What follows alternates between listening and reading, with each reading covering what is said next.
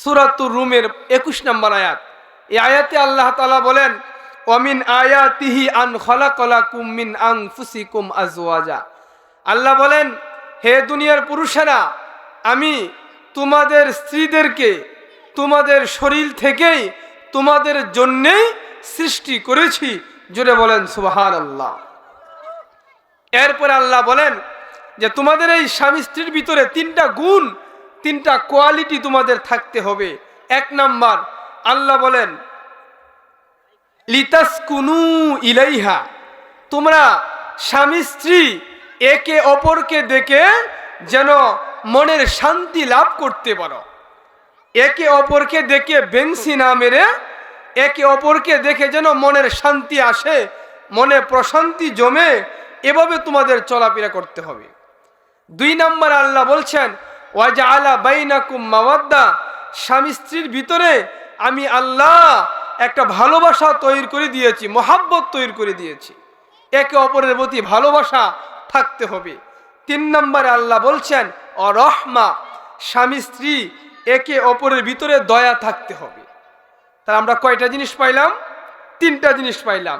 স্বামী স্ত্রী একে অপরকে দেখে মনের প্রশান্তি লাভ করবে। দুই নাম্বার, স্বামী স্ত্রীর ভিতরে পরস্পর ভালোবাসা থাকবে। তিন নম্বরে আল্লাহ বলছেন স্বামী স্ত্রীর একে অপরের প্রতি দয়া থাকবে। একজনের দুঃখে দুঃখী হবে, একজনের সুখে সুখী হবে। তাহলে এই তিনটা জিনিস যদি আমাদের সংসারে অর্জন হয়, তাহলে আমাদের সংসার জীবনে সুখ আর শান্তি আর বরকত আমরা পাবো। এখন প্রশ্ন, হুজুর এই তিনটা গুণ আমরা কিভাবে অর্জন করব? আল্লাহ তাআলা সূরাতুন নিসার 34 নম্বর আয়াতে আল্লাহ বলে দিয়েছেন কিভাবে তিনটা গুণ আসবে। আল্লাহ বলেন আর রিজালু কাওয়ামুনা আলান নিসা, যে সাংসারিক জীবনে স্বামী তার বিবিকে পরিচালনা করবে। বলেন তো আদেশটা কার? আল্লাহ। সাংসারিক জীবনে স্বামী তার বিবিকে পরিচালনা করবে। তো প্রশ্ন আসতে পারে, হুজুর স্বামী কেন তার বিবিকে পরিচালনা করবে? বিবিকে আল্লাহ দিতে পারলো না? এই কথার জবাব আল্লাহ তাআলা এই আয়াতের শেষাংশে বলেন, দুইটা কারণ আল্লাহ উল্লেখ করেছেন। এক, বিমা ফাদ্দালাল্লাহু বা'দাহুম আলা বা'দ, আল্লাহ বলেন আমি এক জাতিকে আরেক জাতির উপরে প্রাধান্য দিই, সেই হিসাবে আমি স্বামীকে বিবির উপরে প্রাধান্য দিলাম। আবার খাওয়ানোর সময় কিন্তু সমান, এটা মনে রাখেন। দুই নাম্বার কারণ আল্লাহ বলছেন ওয়াবিমা আনফাকু মিন আমওয়ালিহিম, আল্লাহ বলেন পুরুষের জীবনের সমস্ত উপার্জিত সম্পদ তার বিবির জন্য বরাদ্দ।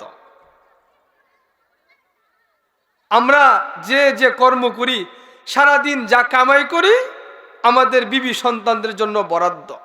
সারাদিন কষ্ট করব আমরা, আর এটা তারা ভোগ করবে। এজন্য আল্লাহ বলছেন যে এক তো আমি তাদেরকে প্রাধান্য দিয়েছি, দুই নাম্বার স্বামীরা তাদের জীবনের উপার্জিত সম্পদ তাদের বিবিদের জন্য বরাদ্দ করেছেন, আমি আল্লাহ বরাদ্দ করে দিয়েছি, এজন্য স্বামীরা তাদের বিবিদেরকে পরিচালনা করবে। তাহলে স্বামী যদি তার বিবিকে পরিচালনা করে, তাহলে বিবিকেও তো স্বামীকে ওইভাবে মানতে হবে। কি বলেন? বিবি যদি স্বামীকে না মানে, কমান না মানে, তাহলে স্বামীর পরিচালনা ঠিক থাকবে না। স্বামীর পরিচালনা যদি ঠিক না থাকে, তাহলে প্রথম যে বলেছি তিনটা জিনিস যদি সংসারে না থাকে, শান্তি আসবে না। ওই তিন জিনিসও আমাদের অর্জন হবে না। তাহলে তিন জিনিস যদি অর্জন করতে হয়, তাহলে স্বামী তার বিবিকে পরিচালনা করবে। বিবি ঘরের হেডমাস্টার হতে পারবে না, স্বামী তার বিবিকে পরিচালনা করবে। তবে স্বামী তার বিবির সাথে পরামর্শ করবে, পরামর্শ দিবে বিবি, কিন্তু ডিক্লিয়ার দিবে তার স্বামী। আর বিবিকেও তার পরিচালনা, তার কমান্ড মানতে হবে। কিভাবে একজন বিবি তার স্বামীকে মানবে, এক এক ইনশাআল্লাহ আমি হাদিস থেকে ধারাবাহিকভাবে বলবো। আগে আমরা জেনে নেই যে একজন স্বামীর কি মর্যাদা তার বিবির কাছে, একজন বিবি তার স্বামীকে কি পরিমাণ সম্মান করতে হবে। তিরমিজি শরীফের 1159 নম্বর হাদিস, عن أبي هريرة رضي الله تعالى عنه عن النبي صلى الله عليه وسلم قال, নবীজি সাল্লাল্লাহু আলাইহি ওয়াসাল্লাম বলেন লাউ কুনতু আমুরু আহাদান আন ইয়াসজুদা লি আহাদিন, নবী বলেন আল্লাহ ছাড়া যদি কাউকে সেজদা করা জায়েজ থাকতো, বলেন তো কাকে ছাড়া? আল্লাহ ছাড়া। নবী বলেন আল্লাহ ছাড়া যদি কাউকে সেজদা করা জায়েজ থাকতো, নবীজি বলেন লা আমারতুল মারআতা আন তাসজুদা লি যাওজিহা, তাহলে আমি নবী প্রত্যেকটা বিবিকে হুকুম করতাম তার স্বামীর পায়ে সেজদা করার জন্যে। সুবহানাল্লাহ। মা শুনছেন আপনার স্বামীর মর্যাদা আর সম্মান কত বেশি? নবীজি বলছেন যদি আল্লাহ ছাড়া কাউকে সেজদা করা জায়েজ থাকতো, তাহলে প্রত্যেকটা নারীর জন্য আমার নবী হুকুম দিয়ে দিতেন, ফরজ করে দিতেন, ওয়াজিব করে দিতেন যে প্রত্যেকটা বিবি তার স্বামীর পায়ে সেজদা করবে। তাহলে স্বামীর সম্মান আর ইজ্জত একজন বিবির কাছে কি পরিমাণ। দ্বিতীয়ত আসি, স্বামীর হুকুমের কতটুকু গুরুত্ব দিবে। বিবিকে যদি একটা কাজের কথা বলে বা একটা হুকুম করে, বিবি স্বামীর কথাটাকে কতটুকু গুরুত্ব দিতে হবে। মা খুব মনোযোগ দিয়ে আপনি শুনবেন, মা আপনার জন্যই আমি বলছি। তিরমিজি শরীফের 1160 নম্বর হাদিস, আন কাইস ইবনে তালাকিন আন আবিহি তালাক ইবনে আলিয়িন قال قال رسول الله صلى الله عليه وسلم, নবীজি সাল্লাল্লাহু আলাইহি ওয়াসাল্লাম বলেন ইদার রাজুলু দাআ যাওজাতাহু লিহাজাতিহি, নবীজি বলেন কোন স্বামী যদি তার কোনো প্রয়োজনে তার বিবিকে ডাকে, বলেন তো কে কাকে ডাকে?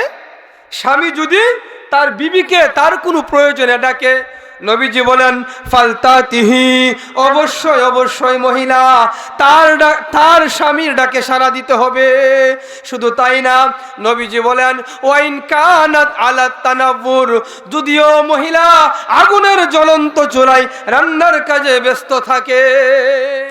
সুবহানাল্লাহি ওয়া বিহামদিহি, বিবি যদি আগুনের জ্বলন্ত চুলায় রান্নার কাজে ব্যস্ত থাকে, রান্নার কাজ আপন জায়গায় স্থগিত করে মহিলাকে কি করতে হবে? স্বামীর ডাকে আগে সাড়া দিতে হবে।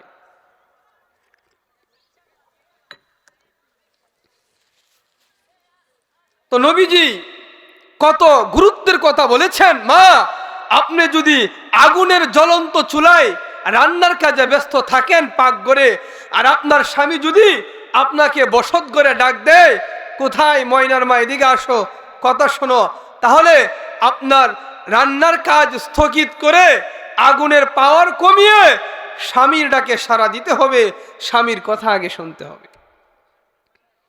এখন আমার মা বোনদেরকে ডাক দিলে, আমার বাবা যদি ডাক দেয় কোথায় গো আয়সার মা, আয়সার মা জবাব দেয় এই খানা কি চোখে দেখে না আমি যে পাকঘর রান্না করতেছি।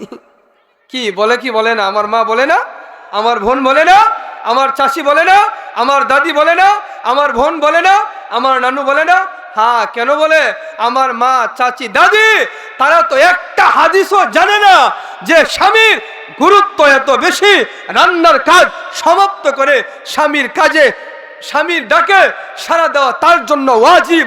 বেতনের নামাজ যেমন ওয়াজিব, 2 ঈদের নামাজ যেমন ওয়াজিব, স্বামীর ডাকে সাড়া দেওয়া, আগুনের কাজ স্থগিত করে স্বামীর কথা শোনা তার জন্য ওয়াজিব হয়ে যায়। জোরে বলেন সুবহানাল্লাহ। আমার মা কেন আসে না? আমার বোন কেন আসে না? হাদিস জানে না, স্বামীর মর্যাদা জানে না, জানে টাচ আর অ্যান্ড্রয়েড মোবাইল কিভাবে চালাইবে, রান্নার ফাঁকে ফাঁকে কিভাবে ফেসবুক আর ইউটিউব দেখবে, এইটা পারে রান্নার ফাঁকে ফাঁকে, কিন্তু রান্নার ফাঁকে তার স্বামীর ডাকে সাড়া দেয় না। এত কষ্ট আর ক্লান্তি, হ্যাঁ ক্ষেত কামার চাকরি থেকে সে আসলো, এত মেহনত করে ঘরে আসা ডাক দিছে আয়সার মা আমার সাবানটা কোথায়, গামছা লঙ্গি কোথায়? দেখ কেলই তারে না, এত বেট বেট করে কেন, আমি কি আজাই? কি ভাই বলে কি বলে না? না মা না, তোমার স্বামীর ডাকে সাড়া দেওয়া এতই গুরুত্ব। নবীজি বলছেন ওয়াইন কানাত আলা তানাব্বুর, যদি আপনি আগুনের জ্বলন্ত চুলায় রান্নার কাজে আপনি ব্যস্ত থাকেন, মা আপনার রান্নার কাজকে সমাপ্ত দিয়ে আগে আপনার স্বামীর ডাকে আপনাকে সাড়া দিতে হবে। মা যদি আপনার স্বামীর সম্মান ঠিক রাখেন, আপনার স্বামীর হুকুম মানেন, খেদমত করে যদি আপনার স্বামীর মন খুশি করতে পারেন, তো নবীজি বলছেন আপনার জন্য দুইটা পুরস্কার, একটা পুরস্কার দুনিয়াতে, আরেকটা পুরস্কার কিয়ামতের মাঠে। জোরে জোরে বলেন সুবহানাল্লাহ। দুনিয়ার পুরস্কার কি মা? দিলের কান লাগায় শোনেন, যদি আপনার স্বামীর মন আপনি খুশি করতে পারেন, নবীজি বলেন দুনিয়ার পুরস্কার হলো নাসাই শরীফের 3232 নম্বর হাদিস। হাদিসটি নবীর সাহাবী হযরত আব্দুল্লাহ ইবনে আমর ইবনে আস রাদিয়াল্লাহু তাআলা আনহু থেকে বর্ণিত। তিনি বলেন ক্বালা রাসূলুল্লাহ সাল্লাল্লাহু আলাইহি ওয়াসাল্লাম, নবীজি সাল্লাল্লাহু আলাইহি ওয়াসাল্লাম বলেন আদ-দুনিয়া কুল্লুহা মাতাউন ওয়া খায়রু মাতা'id দুনিয়া আল মারআতুস সালিহা। নবীজি বলেন পুরাটা দুনিয়া উপভোগের বস্তু, ওয়া খায়রু মাতা'id দুনিয়া আল মারআতুস সালিহা। আর একজন নেককারিনী, স্বামীর আনুগত্যশীলিনী একজন নারী দুনিয়ার শ্রেষ্ঠ সম্পদ। জোরে বলেন সুবহানাল্লাহ। মা, যদি আপনার স্বামীকে হেস্তনেস্ত না করে, তুচ্ছ তাচ্ছিল্য না করে, তার খেদমত আর তার হুকুম মেনে তার মন খুশি করতে পারেন, নবীজি বলছেন পুরা দুনিয়ার সমস্ত উপভোগের বস্তুর চাইতে আল মারআতুস সালিহা, আপনার মতো একজন নেককারিনী মহিলা দুনিয়ার শ্রেষ্ঠ সম্পদ। জোরে জোরে বলেন সুবহানাল্লাহ। এই হলো দুনিয়ার পুরস্কার আমার মা। স্বামীকে যদি আপনি খুশি রাখেন, তো নবীজি বলেন 2 নম্বর পুরস্কার, তিরমিজি শরীফের 1161 নম্বর হাদিস। আন উম্মি সালামা রাদিয়াল্লাহু তাআলা আনহা ক্বালাত ক্বালা রাসূলুল্লাহ সাল্লাল্লাহু আলাইহি ওয়াসাল্লাম, নবীজি সাল্লাল্লাহু আলাইহি ওয়াসাল্লাম বলেন আইয়ুমা ইমরাআতিন মাতাত, নবীজি বলেন কোন মহিলা মারা গেল, ও যাওজুহা আনহা রাদিন, এমন তো অবস্থায় তার স্বামী তার উপরে খুশি আছে, কোনো অভিযোগ নাই, বিবি মারা গেছে, কোনো অভিযোগ নাই, কোনো বিচার আচার নাই, স্বামী তার উপরে খুশি আছে, নবীজি বলেন দাখলাতিল জান্নাহ, ও মহিলা তুমি মরতে দেরি হবে, আল্লাহর তৈরি জান্নাতে ঢুকতে তোমার জন্য দেরি হবে না। কাজ কি? স্বামীকে সম্মান করা, স্বামীর খিদমত করা, স্বামীর কমান্ড মেনে চলা, তাহলে দুনিয়ার শ্রেষ্ঠ সম্পদ মা তুমি হয়ে যাইবা, আর আখিরাতে তুমি মরবা। আর নবীজি বলেন দাখলাতিল জান্নাহ, এক দিক থেকে তোমার রূহ বের হবে, কবরে ঢুকানো হবে, অন্য দিক থেকে জান্নাতের দরজাগুলা তোমার জন্য খোলা হয়ে যাবে। জোরে বলেন সুবহানাল্লাহ। স্বামীর কমান মানবো? ঈদের সময় বাজার গিয়ে দেখেন, স্বামী তাকে পিছনে আর বউ তাকে সামনে। স্বামী কয় যে তোমার কি কাপড় কিনা হয়েছে না, এখনো পছন্দ হয় না, কয় এত কথা কয় না, আইতে দাও। টাকার ব্যাগ বিবির হাতে, হ্যাঁ, বিবির ব্যাগের ভিতরে টাকা, স্বামী লগে লগে আই কতকান গিরা স্বামী কো আমি যাইগা, যাও গা যাও গা, আমি আইতাছি, তোমার দিয়া তুমি কাপড় কিনতারো না। স্বামীর কমন মানা হলো না। স্বামী বাজার থেকে আপনার জন্য যেটা নিয়ে আসবে, যেটা আপনার জন্য সিলেক্ট করবে, তার সাধ্য মতে যে জিনিসটা আপনার জন্য বরাদ্দ করবে, হাসি মুখে আপনাকে ওই জিনিসটা আপনাকে গ্রহণ করতে হবে। জুড়ে বলেন সুবহানাল্লাহ। মা ফাতেমা একদিন ঘরে অপেক্ষায় আছে, আলী আসতে দেরি হচ্ছে, হঠাৎ তিনি আসতেছেন। ফাতেমা তো জোহরা তিনি কিতাবে লেখেন সাররাত ও তামাসসাত, তিনি হাসতেছেন আর নাচতেছেন। স্বামী আসতেছে, স্বামীকে ঘরের ভিতরে ঢুকাইবে, দরজা খুলছেন, আলীর মনটা মলিন। জিজ্ঞেস করলো আপনার মনটা এত মলিন কেন? বলে 3 দিন ধরে কাজ খুঁজতেছি, কোনো কাজ পাইতেছি না, আজকেও বাজার করার মতো কোনো পয়সা আমি আনছি না, এজন্য আমার মনটা মলিন। হযরতে ফাতেমা বলে আলী খাবারের কোনো প্রয়োজন নাই, তোমার মুখে আমি হাসি দেখতে চাই, মুখে হাসি দাও, দরজা খুলে ঘরে ঢুকাইবো, মুখে যদি তুমি হাসি না দাও তাহলে দরজা খুলবো না, ঘরের ভিতরে আসতে দিব না। আর আমাদের মা বোনেরা 1200 টাকা দামের ত্রিপিস না যদি 700 টাকা আনে, তাহলে ঘরে আর জায়গা নাই।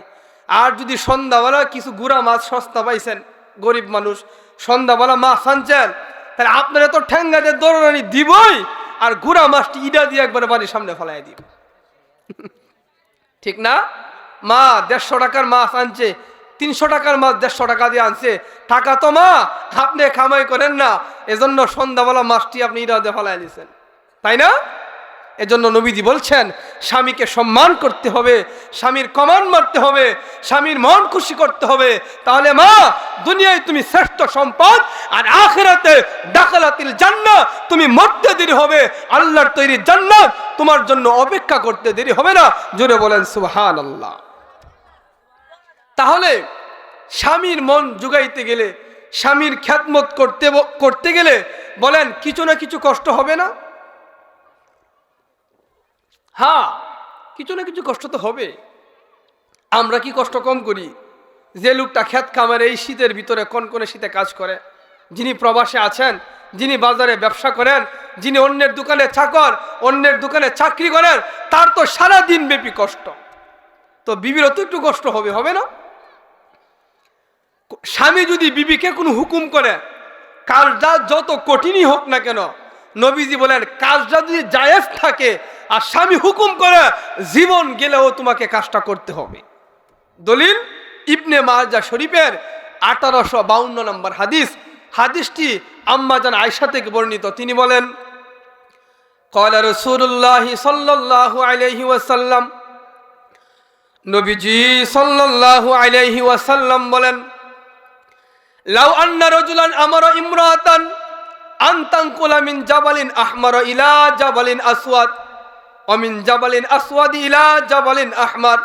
নবীজি বলেন কোন স্বামী যদি তার বিবিকে হুকুম করে লাল পাহাড় থেকে কালো পাহাড় পর্যন্ত, কালো পাহাড় থেকে লাল পাহাড় পর্যন্ত বড় একটা প্রস্তরখণ্ড পাথরের টুকরা বহন করে নিয়ে যাওয়ার জন্য, নবীজি বলেন লাকানা নাউলুহা, মহিলার জন্য আবশ্যক হয়ে যাবে ওই প্রস্তরখণ্ড, ওই পাথরের টুকরাটা এক পাহাড় থেকে বহন করে আরেক পাহাড়ে নিয়ে যাওয়ার জন্য। আপনারা আবার হরের দিন 2 মিনিট বস্তা দিয়েন না বউরে, এই যে আওয়াজ হইনাইছি, প্রস্তরখণ্ড পাথরের টুকরা যদি মাথায় থুই না দেয় স্বামী, এইটা বাজার পর্যন্ত নেওয়া তোমার জন্য ওয়াজিব, দানের বস্তা দিয়েন না। এটার দ্বারা নবীজি বুঝাইছেন কি, যে তোমার যত কষ্টই হোক না কেন, ওই কাজ যদি তোমার জন্য জায়েজ থাকে, পর্দার লঙ্ঘন না হয়, যত কষ্টই হোক স্বামীর হুকুমটা তোমাকে মানতেই হবে। কথাটা কি আমরা বুঝতে পারছি? এক ব্যক্তি আপনার আগে তো সন্ধ্যাবেলা বাড়ির উঠানে আপনার ধান লাগতো না জুস দিয়া, তা সন্ধ্যাবেলা ধানের বস্তা 2টা ঘরের সামনে রাইখা এই লোক গেছে আপনার বারটা চৌরাস্তা যাইবো গা চা খাইতো, রাত্রেবেলা আসবো। তো তার যে বিবি, তার 1 সপ্তাহ হয়েছে, একটা বাচ্চা হয়েছে। তো তিনি বলতেছে যে আপনি যে চৌরাস্তা যাইতেছেন 4 রাস্তা, আপনার রাত্রে আইতে তো দেরি হবে, চুরে তো ধানের বস্তা নিয়ে যাবি, এটা একটু ঘরের ভিতরে থয়ে যান। স্বামী বলে না আমি পারতাম না, তুই থ। বিবি বলছে স্বামীকে তুমি রাখো, আর স্বামী বলছে না তুই তো, আমি জায়গা করে। আমি এক সপ্তাহ কাঁচা বুদ্ধার মা, কি আমি 1 সপ্তাহ কাঁচা বুদ্ধার মা, আমার শরীর খাসা, আমি এটা উড়ে নিব কিভাবে? এই ব্যাক কলে কয় তুই যেমন 1 সপ্তাহ কাঁচা বুদ্ধার মা, আমিও তো 1 সপ্তাহ কাঁচা বুদ্ধার বাপ। এমন কিন্তু না বিষয়টা। নবীজি হাদিস দ্বারা এটা বুঝাইছেন যে মা তোমার যত কষ্টই হোক, কাজটা যদি তোমার জন্য জায়েজ হয়, শরিয়াত বিধান যদি লঙ্ঘন না হয়, জীবন যাবে, এরপরও স্বামীর হুকুম তোমাকে মানতে হবে। অন্য হাদিসে নবীজি বলছেন যে কেউ যদি স্বামীর হক আদায় না করে, স্বামীর খেদমত না করে, স্বামীর সর্ববিষয় লক্ষ্য না করে, স্বামীর হক যদি আদায় না করে, তো নবীজি বলেন আল্লাহর হক আদায় হবে না। মহিলা নামাজ পড়তে পারে, রোজা করতে পারে, হজ করতে পারে, জাকাত দিতে পারে, একটা আমলও কবুল হবে না। স্বামীর হক যেই মা আদায় করবে না, আল্লাহর হক তার আদায় হবে। মা বলবো যে এত বড় কথা বললো, আমাদের নামাজ রোজা কিছুই হবে না। জি মা, আমার কাছে দলিল আছে, ইবনে মাজাহ শরীফের 1853 নম্বর হাদিস। আন আব্দুল্লাহ ইবনে আবি আওফা রাদিয়াল্লাহু তাআলা আনহু قال ক্বালা রাসূলুল্লাহ সাল্লাল্লাহু আলাইহি ওয়াসাল্লাম, নবীজি সাল্লাল্লাহু আলাইহি ওয়াসাল্লাম বলেন, ওয়াল্লাযী নাফসু মুহাম্মাদিন বিয়াদিহি, নবীজি বলেন, ওই সত্তার কসম যে আল্লাহর হাতে আমি নবী মুহাম্মদের জান এবং প্রাণ। বলেন তো কে কসম খাইছেন? আমাদের নবীজি নবী হইয়া কসম খাইছেন। কসমটা কার নামে? আল্লাহর নামে। নবী হইয়া আল্লাহর নামে কসমকে নবী বলতেছে, ওয়াল্লাযী নাফসু মুহাম্মাদিন বিয়াদি, ওই সত্তার কসম আর শপথ যার কুদরতি হাতে আমি নবীজির জান এবং প্রাণ, হায়াত এবং মউত যে রবের হাতে, ওই রবের কসম খায়া আমি নবী মুহাম্মদ বলছি।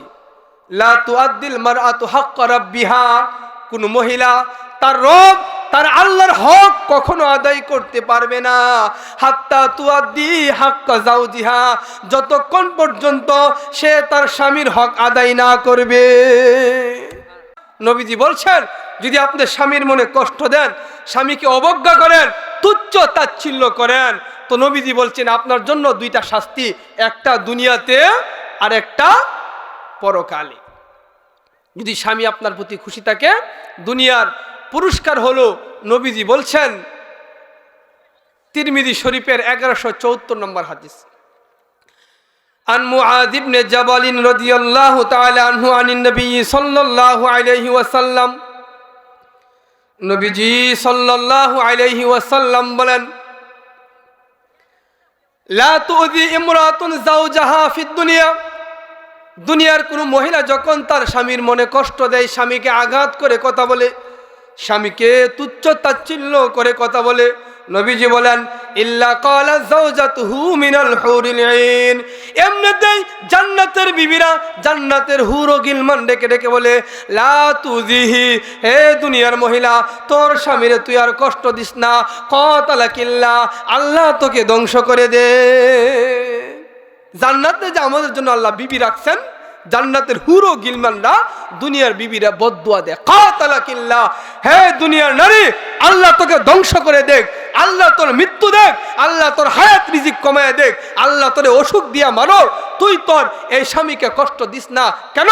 ফাইন্নামা হুয়া ইনদাকি দাখিলুন, অল্প সময়ের জন্য সে তোর কাছে মেহমান, ওয়াস্তাই মেহমান, ইউশিকু আন ইফারিকুকা ইলাইনা, ও চিরে তোকে ছেড়ে, পসাগান্দা দুনিয়া ছেড়ে এই লোকটা জান্নাতে আমাদের চিরস্থায়ী স্বামী হবে।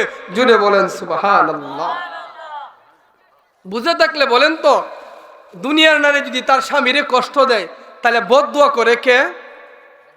বেহেশতের হুরেরা। মা, আপনারা আবার রাগ করেন না যে আরো বউ আসেনি, এটা আল্লাহ জান্নাতে দিবেন, আপনারা যা চাইবেন। মা তাশতাহি আনফুসুকুম, আল্লাহ বলেন জান্নাতে জান্নাতীরা যা চাইবে আল্লাহ তাআলা সবকিছু তাদেরকে দিয়ে দিবেন। তো আপনি যদি আপনার স্বামীর মনে কষ্ট দেন, তাহলে নবীজি বলছেন, জান্নাতের হুর ও গিলমানরা আপনাকে বদদুয়া করে, ক্বাতালাকিল্লাহ, আল্লাহ যেন আপনাকে ধ্বংস করে দেয়, আল্লাহ যেন আপনাকে মৃত্যু দেয়, আল্লাহ যেন আপনার হায়াত রিজিক, আপনার সম্মান যেন কমিয়ে দেয়। দুনিয়ায় থাকিয়া আপনি জান্নাতের হুরদের বদদুয়া পাইবেন। জান্নাতের হুররা যদি বদদুয়া করে, তাহলে কবুল হয়ে যাবে। কয়টা বাজে? জান্নাতের হুররা কি করবে? বদদুয়া করলে কবুল হয়ে যাবে, কারণ তারা তো মাসুম, তারা গুনাহ করবে দূরের কথা, তারা বদদুয়া করবে দূরের কথা, তারা গুনাহ করবে দূরের কথা, গুনাহ তো জানেই না। এজন্য 1 নম্বর বদদুয়া, তারা বদদুয়া করবে। আর 2 নম্বর, যদি আপনি স্বামীর মনে কষ্ট দেন, তাহলে 2 নম্বর হলো যে পরকালে আপনাকে জাহান্নামে যাওয়া লাগবে। মুসলিম শরীফের 79 নম্বর হাদিস, ওই হাদিসে নবীজি বলেন, মহিলাদেরকে ডেকে বললেন, ইয়া মাশারান নিসা, হে মহিলারা, তাসাদদাকনা, তোমরা আল্লাহর রাস্তায় সদকা করো। তোমরা কি করো? আল্লাহর রাস্তায় সদকা করো। ওয়াকসিরুনাল ইস্তিগফার, হে মহিলারা, আল্লাহর কাছে বেশি বেশি ক্ষমা চাও। ফাইন্নী রাআইতুকুন্না আকসার আহলিন নার, হে মহিলারা, আমি মেরাজের রাত্রে গিয়া জাহান্নামে দেখেছি, জাহান্নামের অধিকাংশ বাসীরা হলো মহিলারা। জাহান্নামের অধিকাংশ লোক কারা? মহিলারা। ফাকালাত ইমরাতুম মিনহুন্না জাজলা, উপস্থিত মহিলাদের ভিতরে একজন বুদ্ধিমতী মহিলা প্রশ্ন করলো, ওয়ামা লানা ইয়া রাসূলুল্লাহি, ওগো নবীজি আমাদের অধিকাংশ মহিলারা কেন জাহান্নামী? নবীজি দুইটা কারণ বলছেন, তুকসিরনাল লানা, তোমরা বেশি বেশি লানত করো। 2 নম্বর হলো অতাকফুরনাল আশির, তোমরা বেশি বেশি স্বামীর অকৃতজ্ঞতা করো। স্বামীর অকৃতজ্ঞতা করে কিভাবে? বুখারী শরীফের 9 নম্বর হাদিস, নবীজি বলছেন, লাউ আহসানতা ইলা ইহদাহুন্না দাহরক, নবীজি বলছেন 12 বছর এক লাগাও যদি তোমার বিবিরে ভালো খাওয়াও, ভালো পড়াও, সুম্মা রাত মিনকা শাইআ, এরপরে তোমার কাছ থেকে একটু অভাব দেখছে, সে বলে ফেলবে কালাত, সে বলবে মা রাইতু খায়রান কত্তু, তোমার ঘরে আইসা আমি ভালো কিছু পাইলাম না। অথচ 12 বছর তার এক লাগা ভালো খাওয়াইছে, ভালো পড়াইছে, একটু সামান্য দেখে কি কো, মা রাইতু খায়রান কত্তু, তোমার ঘরে ভালো কিছু পাইলাম না। তোমার সংসার না করে যদি আমি কি করতাম, কারো বাড়িতে বান্দিগিরি করতাম, তাহলে বছর একটা কাপড় পাইতাম। কয় কি কই না, কি ব্যাগ করবি 3 বেলা ফেট বইরা খাইতেছে, অন্তত বছরে 2টা কাপড় আমরা দিই না, 2 ঈদে 2টা 3 পিস বা শাড়ি বা কাপড়, 2টা কাপড় পাইতেছে, আরো কত কিছু পাইতেছে, 3 বেলা গরম ভাত, কত সুন্দর ঘরের ভিতরে থাকতেছে। এইটা তো এক বান্দিগিরি করলে বলে 1টা কাপড় পাইতো, করবো বান্দিগিরি পাইবো 1টা কাপড়, এটা কি বাংলা? এই জন্য মা বোনের আমার কথা এখানে শেষ। হজরত চলে আসছেন, আমরা স্বামীর আনুগত্য করব। আল্লাহ পাক আমাদেরকে আমাদের স্বামীদের আনুগত্য করে আল্লাহ পাক আমাদেরকে জান্নাত কামনার তৌফিক দান করুন। আর আপনারা যারা আছেন, আমরা যারা আছি, আমরাও বেত্তুমিদ আছি, ইনশাল্লাহ অন্যদিন যদি পারি তাহলে মা বোনদের হককে আপনাদের বিপক্ষে বলবো ইনশাল্লাহ। ওমা তৌফিক ইল্লা বিল্লাহ।